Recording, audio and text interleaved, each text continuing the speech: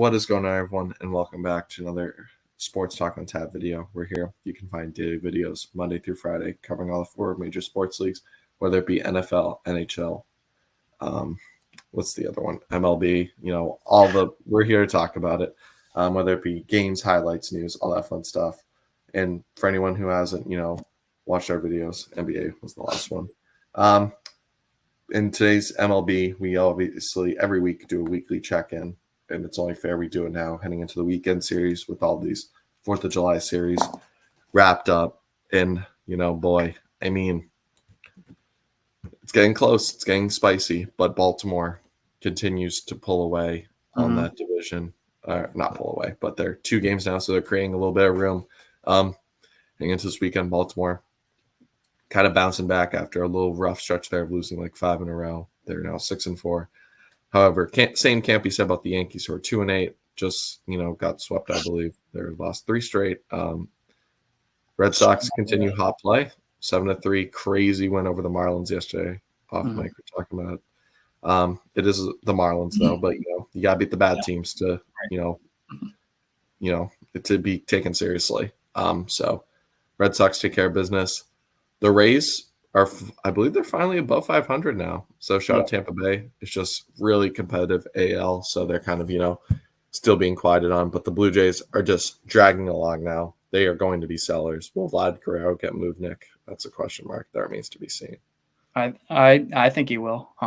I think the Yankees, I saw a stat on my phone that said, like, in the last 17 games, they have the worst record in the MLB. They're like 4-13. Yeah. They've given up like 30 home runs in those games, which is the most in the MLB. So they can't figure it out. But Judge is still hitting, so Yankees fans are going to talk about that and ignore losing every game he hits a homer in. But true that. And then, so obviously the American League the East has been kind of the same. Baltimore, Yankees at the top, Red Sox kind of just in the middle, and then the other two a little bit at the bottom. AL Central, the Guardians still just playing solid. 5-5 with the last 10, but they're still 23 games above 500. 6 games ahead of the Twins, who are playing better baseball as well. 7-3 in their last 10. Series went over the Tigers.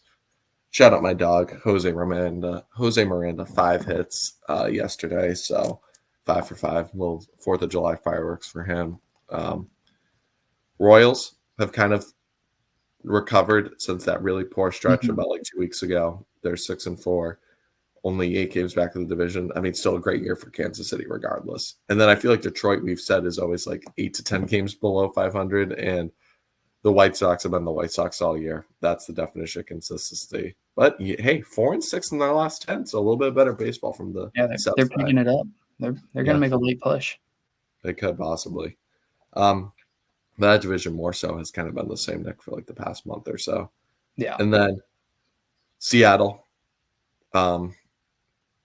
still top of the division, but boy, Nick, boy, were the Astros were we more so wrong then. The Astros have been picking it up still amazingly, 8-2. Seattle kind of struggling right now, 3-7, only 2-game lead. Texas has just kind of fallen out of the race, and we know what the Angels and Athletics are. So it's really going to be a race to Seattle and Houston. And I'm not going to lie, Nick, maybe until the Seattle offense picks it up, I got to roll with Houston to come back and take over. Unless Seattle makes like a big move, say they do trade for a Vladdy at the deadline, which would shake the whole market up. But if they don't do anything, I think Houston's going to overtake them, because Houston's finally coming into what they are.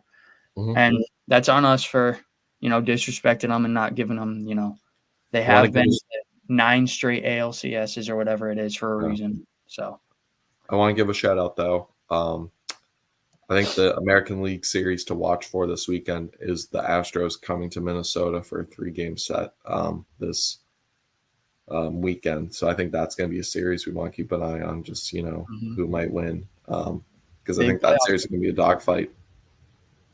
But we'll see. Will the Astros be scared is a question. With that being said, though, NL East, Nick, our Phillies thing is, just keeps looking good. They're rolling along right now. They are the best team in baseball. There's no other way to put it. They got the best roster, best rotation. Yeah, no other way to put it. It's And simple. then They are where they should be. credit the Braves. They've just kind of, despite all the injuries, they've been hanging tough in the wild card still. Just, I gotta give a I gotta give a shout out to Chris Sale. He is Yep. he's putting himself. This is no sarcasm, no hate because I love Chris Sale. I'm happy he's succeeding. He's putting himself in that Cy Young race in the NL. He's like I think he's 11-3, sub-3 ERA, well over 100 strikeouts, and I think he has like 17 walks, which is those are prime Chris Sale numbers right there. So I hope he stays healthy because if he does, he's going to put on. He's really kept that rotation kind of glued together. He's because they lost their ace and Strider, and they've kind of been hit with injuries, so he's keeping them afloat. So shout out to him. Happy to see him do well. Shout out Chris Sale. Mets have been playing 500 baseball. They've kind of grouped from that horrible start just to be decent now. The Nationals have just kind of been there. They've kind of fallen down a little bit, 3-7, but they've won 2 in a row, so who knows? And then the Marlins have been the Marlins all season long. Really disappointing year from a wild card team last year. Yeah. And then Nick, we're kind of coming around a little bit. The Reds are back up to 3rd place now. But with that being said, shout out the Cardinals. They've kind of got some separation now. They are 3.5 cleared from the Reds, and 6 from the Cubs for last place. The Cubs have been disappointing, but obviously we got to shout out the Brewers. They've been the number 1 team. They just kind of keep rolling along. They're always a good regular season team. I still have some question marks about this lineup coming to the playoffs and pitching even, but this team is still really solid. So gotta give them my credit. I think I can't remember like going back to our predictions, but I want to say this is kind of close. I think we had the Cubs a lot. I didn't expect this from the Cubs, but no one did. But I mean, it's the Brewers are usually. But even then, I just find that so funny. The Cardinals run differential. What does that say? -37. -37, yeah. So and the Reds are +21. The Reds analytically, I think, are the better team, but the Cardinals have just been definition of winning close games. They win in close games, and when they lose, they get blown out. Okay, why not? It reminds me a lot of the 2022 Vikings. And then NL West. Obviously, we have the Dodgers being the Dodgers, just dominating the regular season. The Padres, though, Nick, a team that's kind of been coming up now. We've talked about, mainly you have, about all the talent they have in the world. They're starting to put it together now, separating themselves a little bit from the Diamondbacks, who are just kind of 500 what they've been. Same with the Giants, and then we know what the Rockies have been really all season. Yep. I think I won't be surprised at all if the Padres make a move at the deadline because they've got some good prospects that they picked up in that Juan Soto Yankees trade. I know they kind of dealt a few of them away for Dylan Cease, but I wouldn't be surprised if they pick up either a bat or I think their lineup is pretty solid, so I don't think they need a bat, but even another rotation guy, it doesn't have to be, an ace or some crazy name off the market, but I won't be surprised at all because I think they're going to be in the hunt throughout the year, and they're going to need a 3rd or 4th arm to get them into that wild card. And once you get into that wild card, you never know. Yeah. Especially in the NL, if you play the Dodgers in the division round, you might be set for the championship series. Yeah. No, and I just want to give a shout out to a couple interesting series. Obviously, Nick, your Red Sox and Yankees have an infamous series. Can the Red Sox make the Yankees keep struggling, or will the Yankees finally break out of the slump? Like I mentioned before, Astros Twins, which I think might be the series to watch, just given the AL playoff seeding and just kind of the Astros, how hot they've been recently. And it's just going to be an interesting test for my Twins. And then obviously we got Phillies Braves in Atlanta, and then the late night series that I'm most excited for is Brewers Dodgers, which should be a good series as well.